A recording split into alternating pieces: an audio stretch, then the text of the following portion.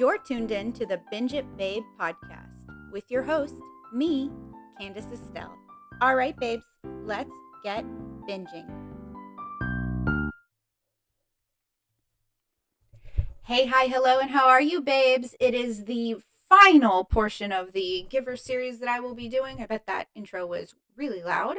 And I am doing the Giver movie, which came out in 2014 and sucked major ass. Now, if you're wondering, well, what sucked about it? Let me let you know. I just wrote an article about it, and therefore, I just watched it, which also means that I took notes the entire time I watched it. So this episode will basically just be me being incredibly negative. That's not a normal episode here, so if you're not interested, I get it. If you want to click away, go for it. If you want to listen to me absolutely be livid,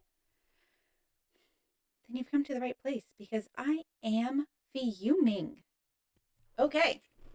I'm not even putting a little meal together for this one. A, because I don't have any apples right now. B, because I'm not giving it that level of respect. Okay? I don't know how long this will take. I don't think this will be more than 15 minutes, but honestly, I'm a long-winded lady, so could be longer. Here we go. Immediately, no. I'm reading my notes. They're showing Jonas experience color way too intense in the opening scene. He sees a flicker of red first. Remember the apple. Red comes first, not green, not sunlight, not blue. So in the opening sequence of the movie, Jonas is riding his bike or riding on someone's bike, which also wouldn't have happened, and is seeing the trees all shimmer green and there's sunlight coming through, and he sees blue because it's a beautiful day. The fuck it is? Come on. That's not how that works. Also, there's my one F-bomb, so I hope I don't do another on accident. Here we go. They've changed the medication to be an injection in your wrist instead of the pills, which is ridiculous. Why make the change? Just so you can show, oh, now it's not 1993 anymore and we have this concept, so we have to update it because it feels more in the future. Just stick to the script, man. Stick to the script. Next, we immediately see Jonas with his father at the nurturing center. Doesn't happen that way in the book. And they are dealing with twins right away. Also doesn't happen like that in the book. The twins happen almost at the end of the book. Okay? Almost at the end. That's how Jonas finds out about release. But here we are. And Jonas's dad is making a joke about cheating the scales, or maybe Fiona does. One of them jokes about cheating on the scale for which baby is larger, because the smaller baby gets euthanized, released. They don't joke. They would never make a joke like that. Certainly not one about cheating, which they probably don't even understand as a concept. Get with the program, writers. Okay. Yeah, I just said that. They bring in his father immediately, and that makes absolutely no sense. Making jokes. Humor doesn't exist because they have no strong emotions. Just said that. They keep playing around. So Jonas and his friend Asher and Fiona are playing around and being silly, which not possible. They also keep playing around this fountain, which becomes kind of like the centerpiece of the movie, where they jump through the waterfall and they're all playful and silly because they can hide in there and almost no one can see in there, I guess. Not a part of the book at all. Very weird. Never happens. Precision of language is incredibly important in the story. And Jonas in the book describes his feelings as apprehensiveness. He thinks about it quite a bit. So the fact that they make him say terrified instead in the movie, and then he gets admonished for that, is ridiculous, because then he changes it to anxious and it's supposed to be apprehensive. And if you're thinking, why a mince in words here, lady? Because precision of language is one of the main tenets of the book. Okay? It's one of the main frickin' points. So he never says he's terrified. He says he's worried, and then he goes, no, it's not right. I'm apprehensive. He never says anxious. It's apprehensive. So precision of language, writers. The chief elder attends the ceremony remotely as a hologram. BS. That's not how that happens at all. Also, the chief elder is Meryl Streep. Is that great casting? Yes. Was that a waste of money? Yes. Because the chief elder should not have nearly as much storyline as they give them in the movie. They make up A lot of crap for the chief elder.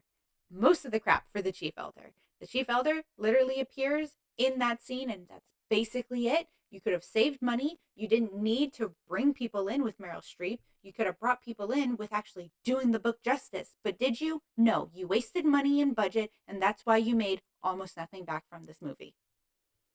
It cost 25 million to make, and they only brought in 67 million. So you look like fools, and I hope that this ruined your career at least for like a little bit of time. I hope you learn your lesson is what I mean, because I don't want anything to be ruined for the people in real life. Okay? She does not attend remotely, and they're also acting like she's the chief elder of multiple communities. For sure not a thing. For sure not true. That's the chief elder of that community, and that is it. And she's just like, oh, sorry I couldn't be with you, but you're not the only ceremony today. Ha ha ha. Okay, lady, even if that was the case, maybe a day where you are appointing someone to another elder position, like you're about to do with Jonas, would mean that that's the ceremony you attend, right? The important one. I do think they added this in because I read that Meryl Streep wasn't in the same place as them for some of her filming. So I think they did that just to like make it work. You know what else would have made it work? A different actor for the two scenes that they should have been in. No shade to Meryl Streep. She does a good job with what she was given.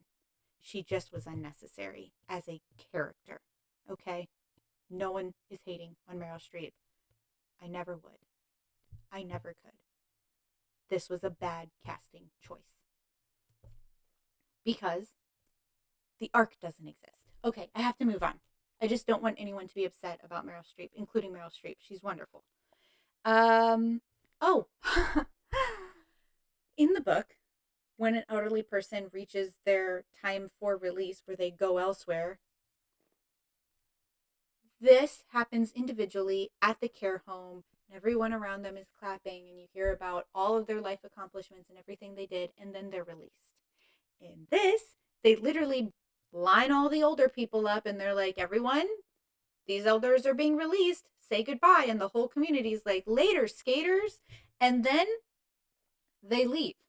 That is not how that happens. Why did you change that detail? Just to be like, don't forget the older people thing, later, bye, without actually putting it in. One of my main complaints about this, and I'll read it in a little bit, but I'll say it now because I'm still pretty friggin' fuming, is that this, oh my God, this movie is only 90 minutes long, or like 97 minutes, something like that. And most of the book happens in the movie within the first half an hour. Like, it's immediate. It's here's most of the book, and then here's a whole bunch of made up crap that ruins everything else and all of the nuance and all of the messaging, and eat a bag of dicks. Okay? I could not be more annoyed. Okay. They change Asher's position to drone pilot, not something at all, from assistant recreational director. The whole point of Asher being assistant recreational director is that he is more playful and enjoyed games and is a little bit childish in terms of his actual person. Pilot makes no sense. And they're literally like, we're going to give you responsibility so you become responsible. Not the kind of pilot I would like. I know it's a drone and no one's actually taken flights, but my God. And the only reason they do this is because at the end of the movie, they have Asher be the one who's hunting down Jonas via drone. They built ridiculous, unnecessary suspense that has no impact on the story and also meant nothing when it happened.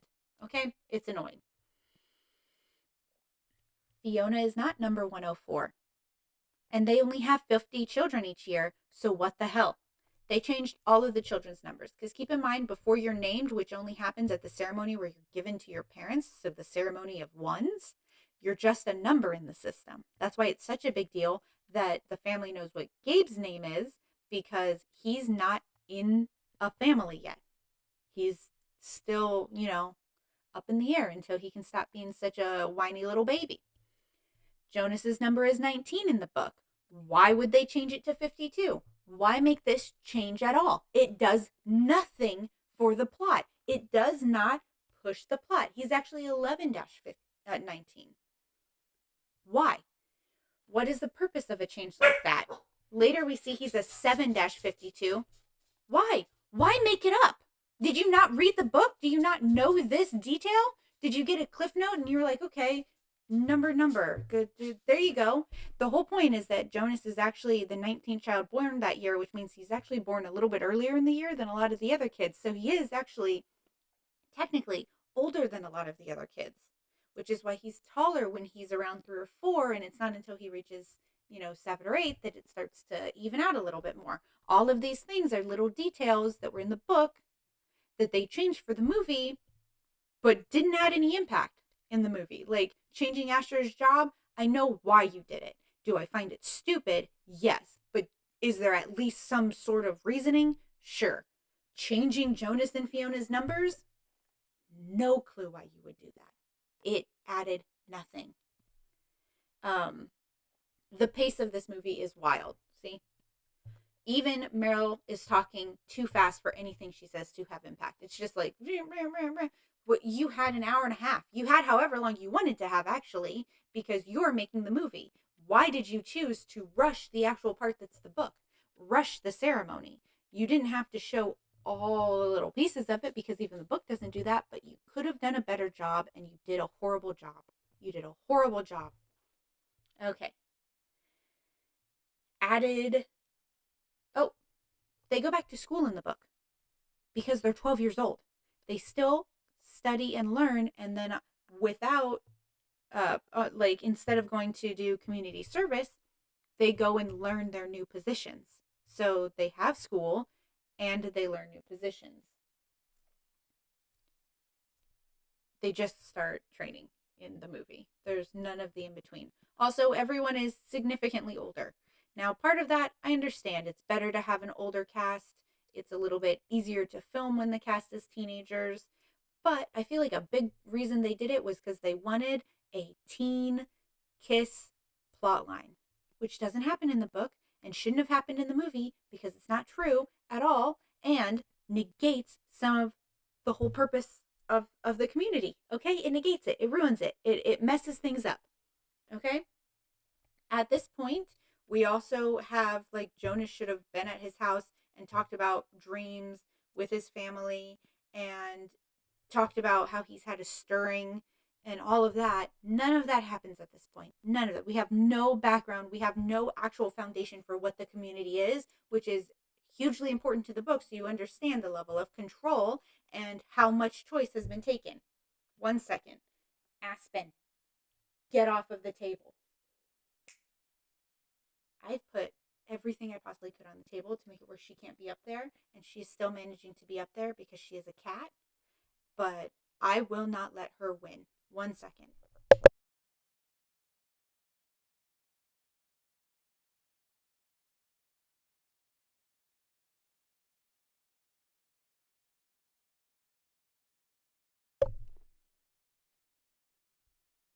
Would you like to be a part of the podcast? Okay. She's here now. No longer on the table, which is very good. Okay. They added stories about the edge, which just aren't in the book at all. So for some reason, they made this community a floating island in the middle of the sky. Makes absolutely no sense because they have farmland that's outside of the community area and other communities that visit them and they visit other communities. So why make the edge at all? Why make it a floating island so that it seems more difficult to leave? It didn't.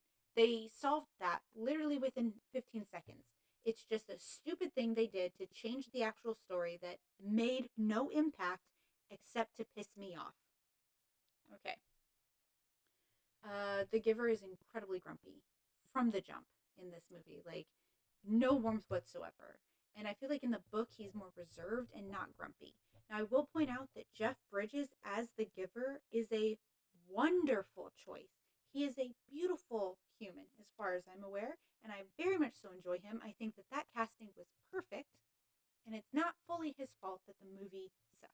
Okay, it's a little bit his fault because he's one of the producers, but he also had some worries, I read, about certain changes that had been made, and then he just felt, okay, these are right based on the reasons. And I think you just have to say that when you're in the movie. Like, I think you're expected to say stuff like that. And he's classy, so he's going to do the right thing.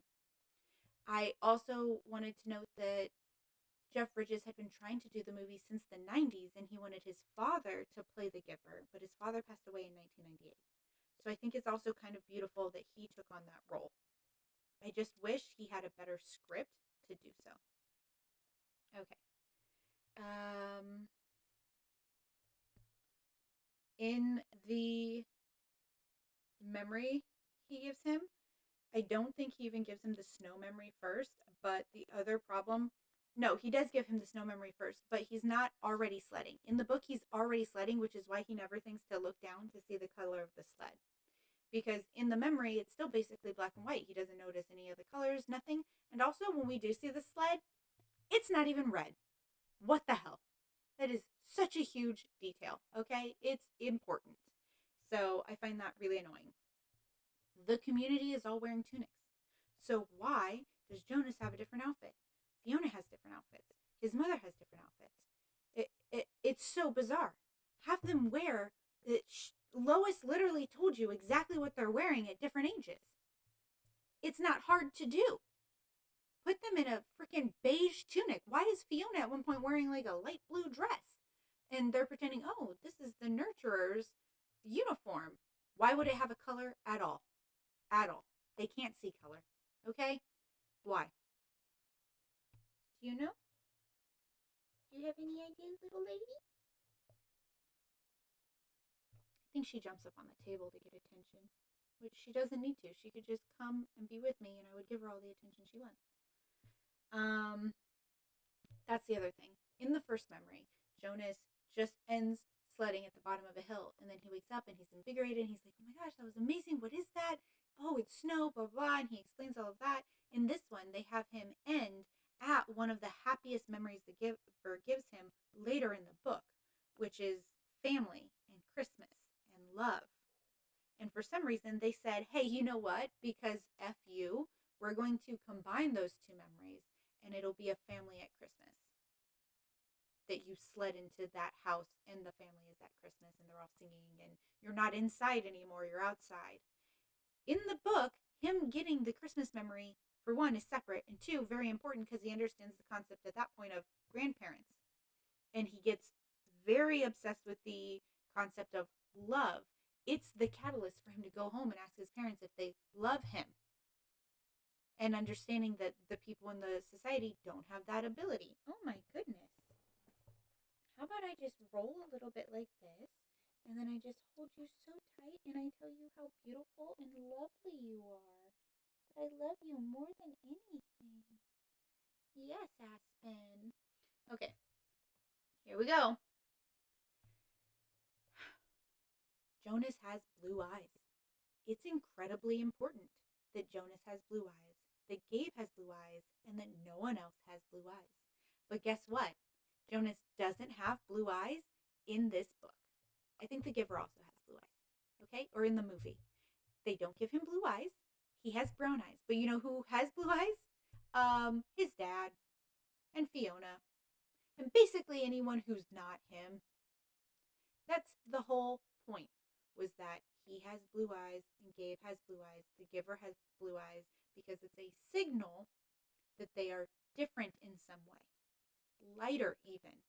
It's a detail that has a lot of symbolism to it, not only for this book, but for the other three that come after. So what the hell? That is such an easy detail to keep track of. You want to cast Alexander Skarsgård? Fine. Put some contacts on him. You want to cast that kid as Jonas? I don't remember his first name, but I think his last name's like Thwaites something. Fine. Put some contacts on him. You want to cast Fiona? Fine. Put some contacts in her. Get your shit together. Am I right, Aspen? Yeah. You want to hold on to me? That's fine. So that just pissed me off for the entirety of the movie, the blue eyes thing. Gabe is brought to the family just by a random nurturer who brings him and is like, hey, please watch this kid. He's too much for us right now. And he's like, what? The father. That's not how that happens at all. In the book, He literally asks the family first and says, I'd love to bring this child home. What do you think? Everyone agrees. And then he has to get permission from the council for this little change. So, why did they change that? They didn't need to. It actually ruins the orderliness of the community. It changes the impact of where they are and the control that is thrust upon them. Okay. They call the elephant a hippo. So they all have stuffed animals. It's your care animal. You're given it when you're born, and it's taken away once you turn 8 years old. And then it's passed to another person. They don't have animals in the community. They don't understand the concept of animals. So they think everything they're seeing is a mythical creature. And Lily's is an elephant. And I think Jonas's was a hippo. And Lily shares hers with baby Gabe because I don't believe he has one yet. And for some reason, they all call it a hippo, even though it's an elephant. And that's very confusing because why change that little detail? Are you trying to make it so clear that animals don't exist? Because with that level of exposition, all you could have said was, oh, the mythical creature, which is an elephant. Bada bing, bada boom. One line. You got there. You didn't have to make shit up. Okay? Moving on. What are they talking about with the mark? That is not in the book. It's their light eyes that shows they are different. Jonas has a mark on him, and so does Gabe. It's like a birthmark, and they're pretending that that's the symbol that they're different, not the eye thing. Why change that? Why did you have to do? Why that? Oh,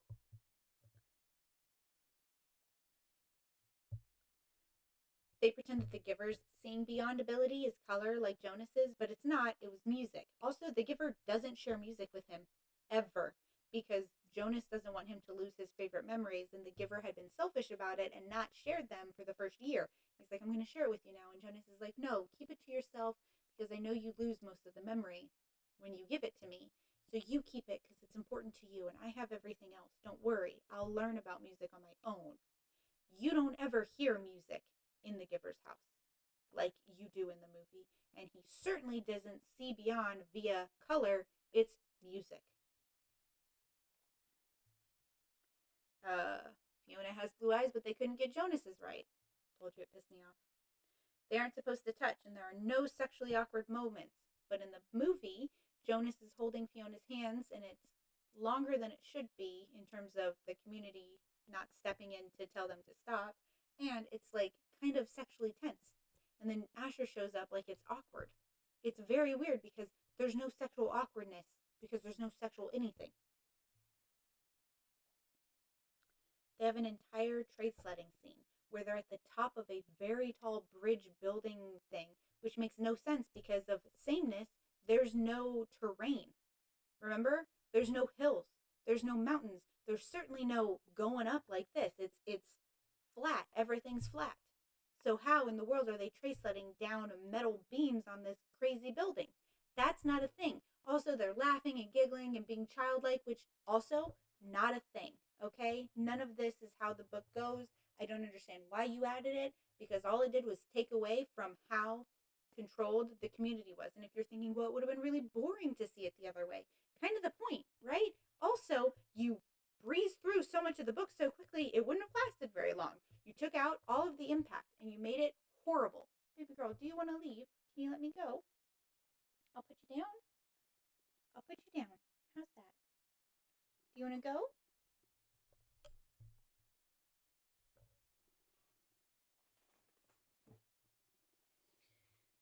So that drives me crazy. Uh, the elders and the giver, like the chief elder keeps bothering him and yelling at him and being like, remember how you failed last time? That's not a thing. That doesn't happen. The giver knows he failed last time. There's none of this weird disrespect that happens. And Meryl Streep's character even like threatens him where she's like, you know what would happen, blah, blah, blah. You know what's weird? Is they don't actually bring this up really in the movie, not enough. But in the book, the whole reason that the previous new receiver of memories failure was such a big deal is because when she decides to euthanize herself, it releases all the memories back into the community, which is what the elders and everyone didn't want. They don't want memories like that because they don't want to know about the things beforehand because A, it's harder to control, and B, it changes people's feelings and minds and thoughts. So none of that. And here, she's just like, you don't want us to have to deal with you. If you dealt with him, all of those memories would be released. Think about it, weirdo. Also, there's no threats. That's not how that works because there's no violence.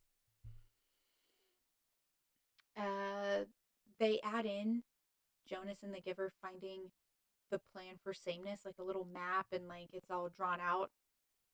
Does not happen at all. It's just exposition, and it's a made up plot that just ruins the story. Jonas doesn't know how far he needs to go. There's none of that. It's ridiculous. Ridiculous. Um, like I said, Jonas doesn't experience music, except here he does because he hears the Giver playing the piano. And he also sees Rosemary as a hologram playing the piano. And then in the book, Jonas doesn't continuously try to share his training.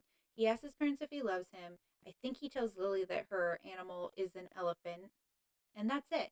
And that they were real. That's it. Here, he's constantly like grabbing Fiona's hands to try to share the memory with her, or, trying to share it with Lily or his family. He keeps trying to be like, this is what's real. That's not a thing. Also, in the movie, they don't really talk about how he no longer needs to take medication.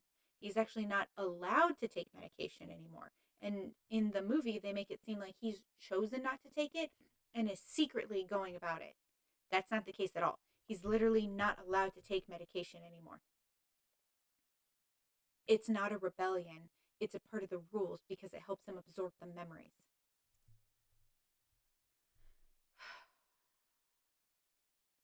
Lily is a 7 at the beginning of the book. She's turning into an 8.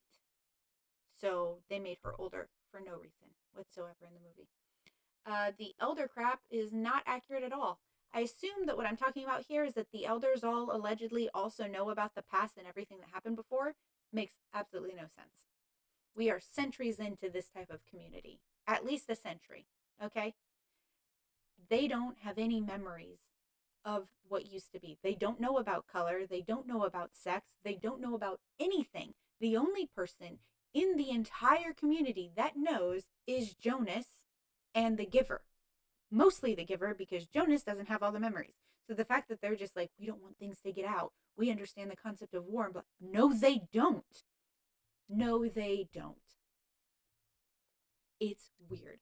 It's even very apparent because at one point the Giver is like, once they asked me if we could have 3 kids to a house instead of 2 kids to a house, but I have the memories of hunger and famine, and so all I told them was no.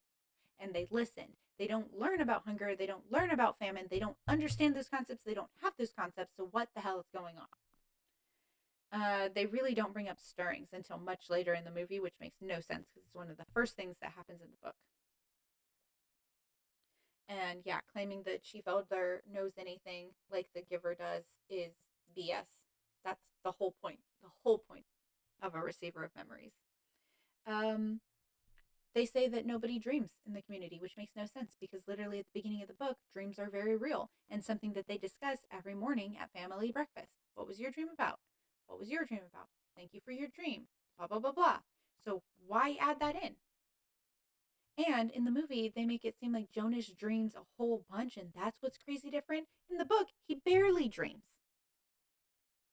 He's the one who doesn't dream as often as the others. So what is going on? Gabe sleeps with Jonas, not Lily. I don't know why they put Gabe in Lily's room for the entirety of the movie. The whole thing was that he's with Jonas, and Jonas is able to share memories with him and keep him calm so that he sleeps throughout the night. And realizes that Gabe is also special like him. Get it together.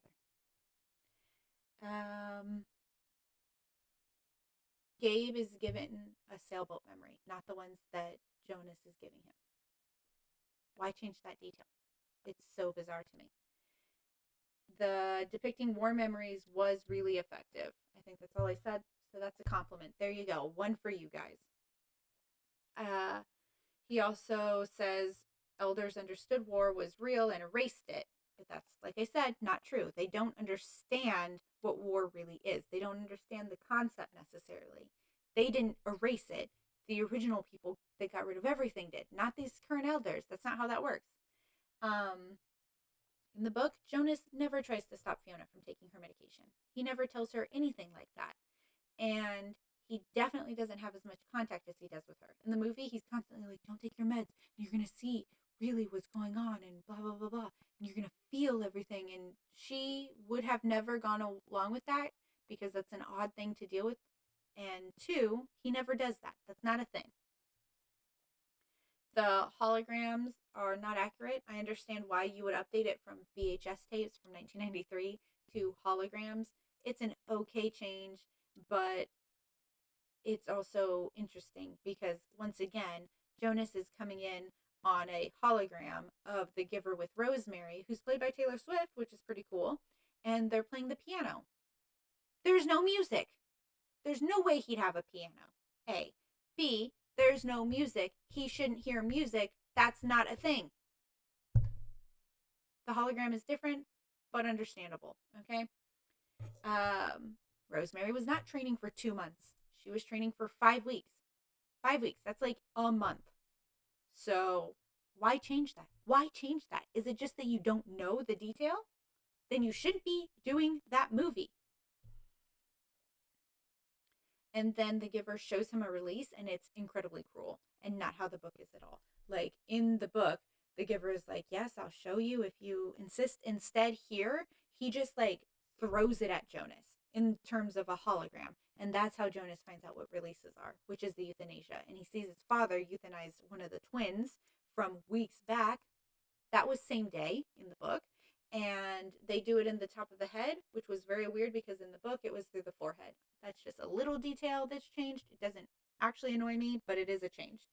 And then the whole Fiona storyline just not accurate. Her asking what's going on, her like choosing not to take the meds, also kind of being in on it, them being into each other, the fact that they kiss at some point, none of that happens. None of it. In reality, Jonas learns about what release is. The giver is there to console him. He doesn't go home that night, and the giver keeps him, and they develop the plan to leave. And he's like, Fiona would never do that. She's too kind. And he goes, she doesn't know what she's doing. And yes, she's being trained to do that with the old because she's becoming a carer of the old. So she absolutely would do that. And in this book, they've got Fiona, or in the movie, they've got Fiona as a nurturer. So carer of new children. Now, someone pointed out, oh, it's because they can't do a scene where Fiona is washing an old person. Totally fine.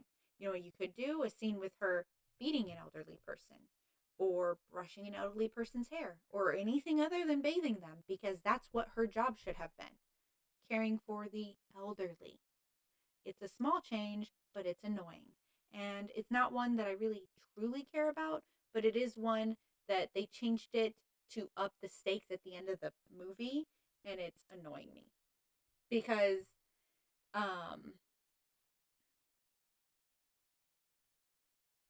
it just, I'll get there because we're not quite there. Lily looks really sad that Gabe's going to be released. That's really not what happened. She's disappointed that he's going to be released and she won't see him anymore, but she's not like distraught because she doesn't know that release means dead.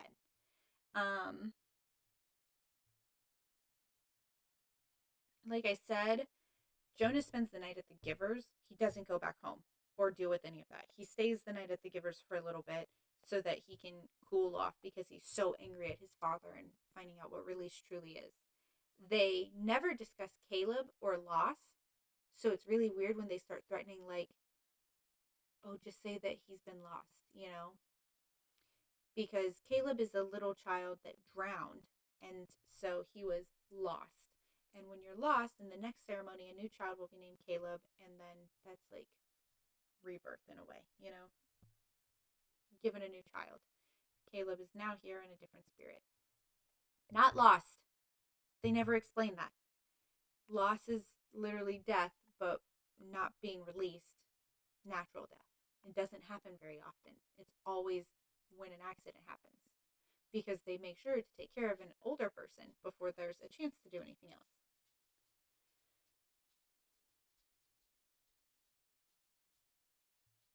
Also, at this point, Jonas decides that he's going to run away. So he goes back home and he was going to get Gabe, and then he finds out that Gabe's going to be released and is not home that night. So he's leaving in the middle of the night and he runs into Asher. And Asher's like, "What's going on? What are you doing?" And Jonas punches him.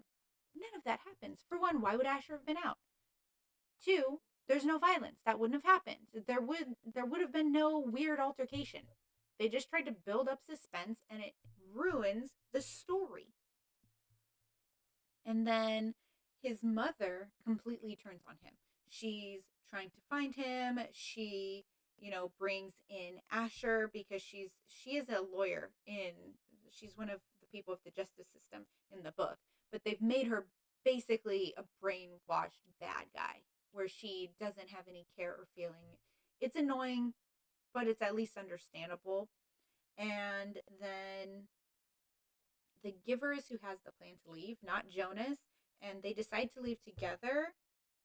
Um, and they do it during the ceremony that only happens once a year. They don't do it randomly like they do in the movie, where it's like very easy for everyone to try to catch Jonas. They do it during the ceremony because everyone is at the ceremony except the receivers of memory, unless a new receiver of memory is being brought in. That's the whole point, that they do it on a very specific day, so it's very easy to get away. And they don't make that clear here so that the stakes are higher, but it's ridiculous. They don't know that Jonas is gone for a little while. And that's part of the way he gets away. It's not because Asher allows him to live, even though the chief elder told him to lose him, which makes no sense because the whole thing is that you can't let Jonas die or all the memories flood back. So why would she tell Asher to let him die or to kill him, basically, to lose him? And like I said, they don't explain the concept of loss, like we learn in the book through Caleb, the child that drowns.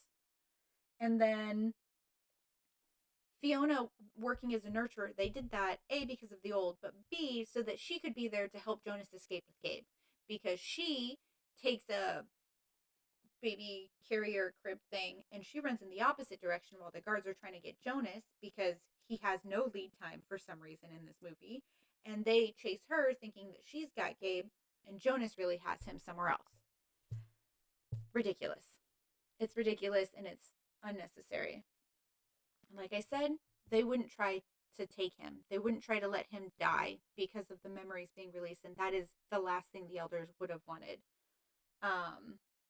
Jonas is disgusted when he finds out that Fiona is being taught to release elderly people in the book. And in the movie, he offers Fiona to come with him. He's like, "Just come with me, run away with me." And she's like, "I can't leave right now, Jonas. I'll help you get free, but I can't leave. This is my blah, blah, blah, blah." None of that happens. There's none of this stupid lovers trope. Yes, he has a crush on her. And that's it. There's no kisses. There's no run away with me. There's no don't take your medication and learn what real true life is like. None of it. It's annoying. They kiss again. It's annoying. It's annoying. The elders knowing everything and being like these all-knowing, controlling baddies is ridiculous. That's not the point. At all. At all. Oh my god. I'm so annoyed just reading my notes. They attack the giver, and that doesn't happen in the book. They don't have guards because there's no violence. There's no bodyguards. There's no weapons. There's none of that. They've undone the world building and purpose of the story with that alone. With having guards who have friggin' nightsticks and anything. It makes no sense because there is no violence. Again, having them trying to have Jonas killed is so inaccurate because him dying releases the memories, which is forbidden. It's why Jonas cannot die until he has a new memory receiver. It's why they're freaking out that he's going to cross the threshold, because when he crosses that threshold, all the memories are going to go back to the people. It makes absolutely no sense. Why do they have weapons? Why do they have war drones? Just pointing that out again. None of that makes sense. And why does Gabe's cup have a green lid on it? That makes no sense either. Because there's no colors. So why would they make things that have colors? They wouldn't be able to tell. I feel like that would cost more. There's no natural green plastic cup. So it's just weird. Like, stick to the script. Make everything beige so that even when it's in color, you can see the uniformity. lack of care, anything. Come on. He travels through the woods and the snow, recalling his first memory of snow, and that's how the book ends. Not the BS that they do. Because in this, basically the elders capture Fiona and the giver, and they're going to release them both, i.e., euthanize. And Jonas's father is the person doing the release, which is weird. Why? And the entire council of elders and Jonas's mother are watching them go to release Fiona. And she's like, I know it's real, blah, blah, blah, blah, everything, blah, whatever. And then all the elders are watching, and the giver is just like, you could stop this. I don't think he's actually being released. You could stop this. You know that this isn't right. And they kind of make it seem like the chief elder was the giver's wife, like a little bit of that tension. And that because Rosemary was the giver's given child, like the daughter that he raised. And because he doesn't take his medication, he does truly love her. And then Rosemary chooses to be released and dies. And so it kind of seems like the giver chooses to stay living at his abode, and the chief elder lives somewhere else, and they don't live together anymore because they no longer have a child together. Or because they're childless adults. I don't know. But they do make it seem like they were together. Like there's a little bit of a vibe, and it's very odd. Because she does know how she knows what loss feels like. And it's just like, no, you don't, because none of this storyline is real. None of this makes sense. And he's pleading, and she's like, we can't go back to the old ways. We can't have war and famine and all this stuff that they don't actually have a concept of. So, okay. And then, like I said, the chief elder tries to get Asher to shoot him down with a little war drone, which makes no sense why they have that. And Asher lets him go, and he makes it to the threshold and crosses over and looks up, and he's at the house from Christmas, and the family is in there singing because it's Christmas. And none of that makes any sense at all, because that was a memory from hundreds of years ago. How does he make it to the exact same house? That does happen in the book. But at the same day, the same time, having the same memory that literally happened already. That makes no sense. At the very least, well, for one, everyone there would be dead. And at the very least, they would be in different outfits or in a different configuration in the window, something. They would be singing a different part of the song. But they try to make this trite little wrap up in the bow. He makes it to the place where there's love in the family. Blah, blah, blah, blah. They change the color of the sled. Weird. Unnecessary. It's just, it's such a dumpster fire. And it loses all of the emotional impact the book has. All of it is gone. Whoops. And they make it trite. They make it about love and how love is everything. And yeah, love is great. And love is most everything. But the book is about choice. Making the right choices. If you have choice, what choices do you make? And what is life like if there is no choice? It is about freedom. It is about free will. It is not some trite, wrap up in a bow BS story about love and Christmas and romance. It is bigger. It is about humanity and what happens when there is no humanity in the world anymore. So this ending where we see Fiona being in trouble, where we see the giver being in trouble, where we see the community getting their memories back, that doesn't happen. And then we have to spend a lot of time of them all seeing all the memories, and they all change and they become more human, and the world is in Technicolor, and it's so freaking trite and shallow and upsetting, because yeah, it's wonderful.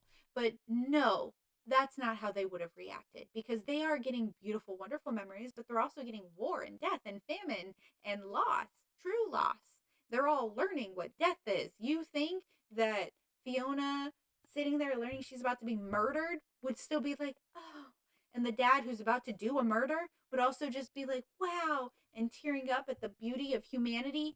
No. They'd be losing it, because that's the whole reason the giver stays behind. Because in the book, he puts it all together and he's like, I'll be here to help them cope with feelings and understanding the memories and working through that together. It's not about it's not about what they make the movie about. The message is completely changed. And they rushed the heart of the book to add this BS to it to make it seem like something. And it's shallow. And there are so many artsy movies with open endings that are brilliant. So why they decided that that wasn't possible for this is beyond me. It's probably because it is a YA novel, so they were like, well, young kids aren't going to understand that. We did understand it. That's why we loved the book. Don't infantilize your audience just because you've decided that we're not smart enough, or maybe you're not smart enough to put this together and actually give it the respect it needs and deserves. Do it right. I will point out that somebody asked Lois Lowry how she felt about all the changes, and she was just like, well, a lot of the book happens in Jonas's head, and so they did a good job in that context of making it more outward. That seems like a great way to say, yeah, this part is fine. This the in that context is what I'm hearing, where it's like, for that respect, I don't think she's happy with it. I don't think anyone would want the other books to be turned into movies now because of this. It doesn't build on anything. There's no mystery behind it. There's no wonder. There's nothing. There's nothing. I don't know.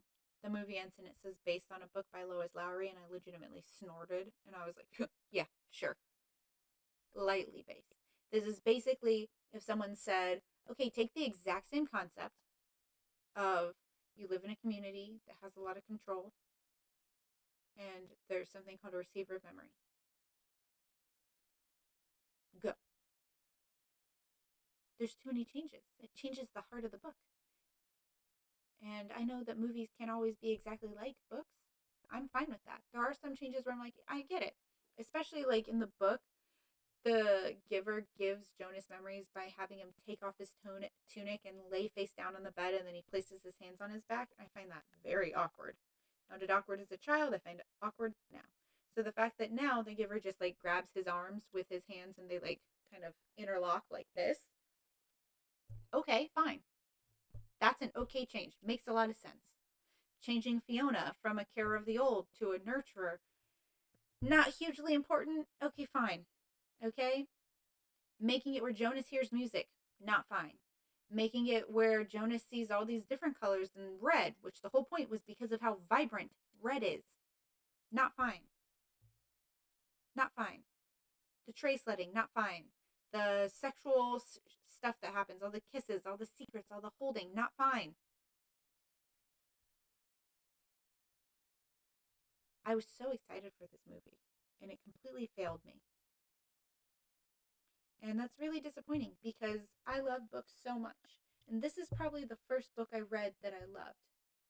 Like, this is the first book I read when I was about 10 years old, where I read it and I truly questioned my life and what rules were and what was right and what was wrong. And I grew up in a pretty rough situation, so it was actually kind of helpful because I thought, is this what life is? And to wait until I'm an adult for this movie to come out and then for it to be what it was broke my heart in a way. I mean, it's been literally a decade at this point because the movie came out in August of 2014 and it is, a little past August now of 2024. And I'm still this heated and this upset. Now, to be fair, I did just rewatch it so that I could be this heated and upset for an article. But it is one of those things where it's just like, if you're not going to do something that's beloved right, then don't do it. You don't have the right. You don't have the right to ruin things that mean a lot to other people because you want some weird little cash grab. Especially when it comes to The Giver and the quartet, where the entire series is a slap in the face to how we live our lives now and capitalism and how money is not as important as everything and control is not as important as everything. And you go and do that with this movie and this book. It's not what it's about. And I couldn't be angrier. And I do think it's been more than 15 minutes. Like I said, I'm long winded. This has been your last September episode, September 2024 episode of Binge It Babe with Candace Estelle. I do hope you enjoy it. I hope that it's not negative to the point where it ruins your day. Maybe you find my sauciness endearing or exciting. I think I'm very happy with doing this. I love it. I hope more people start watching it and hearing me and also being happy with the things I do and say. So until next time, my friends, Binge It Babe with Candace Estelle. Later, skaters, and look out because October is coming and it's going to be big.